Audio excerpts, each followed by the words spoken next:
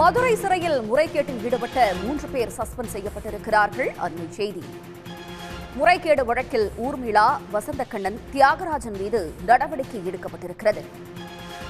சிறையில் கைதிகள் தயாரித்த பொருட்களில் போலி ரசீது தயாரித்ததில் பல கோடி ரூபாய் இவர்கள் மோசடி செய்திருப்பதும் தற்போது தெரிய வந்திருக்கிறது. இந்நிலையில் 3 பேரும் சஸ்பெண்ட் செய்யப்பட்டிருப்பதாக தற்போது தெரிவிக்கப்பட்டிருக்கிறது. 2016 முதல் 21 கைதிகள் மூலமாக தயாரிக்கப்பட்ட பொருட்களில் இவர்கள் இந்த மோசடி செய்திருப்பதும் தெரிய வந்துள்ளது.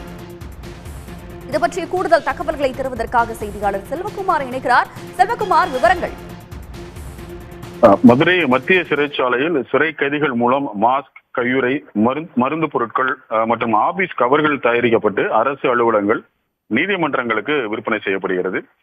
கடந்த 2016 முதல் 2021 ஆண்டு வரை போலி ரசீதுகள் மூலம் பல கோடி ரூபாய் மோசடி நடைபெற்றிருப்பதாக புகார் எழுந்த நிலையில் இது தொடர்பாக ஏற்கனவே அங்கு பணியாற்றிய 9 அதிகாரிகள் இடமாற்றம் செய்யப்பட்டார்கள். இந்த புகார் தொடர்பாக தணிக்கை அதிகாரிகள் ஆய்வு செய்து இதை ஊழல் தடுப்பு அதிகாரிகள் விசாரிக்க வேண்டும் என்று பரிந்துரை செய்ததன் பேரில் லஞ்ச ஒழிப்பு போலீசார் விசாரணை நடத்தி கடந்த 2016 முதல் 21 வரை 1,64 லட்சம் ரூபாய் வரை மோசடி நடைபெற்றிருப்பதை உறுதி செய்தார்கள்.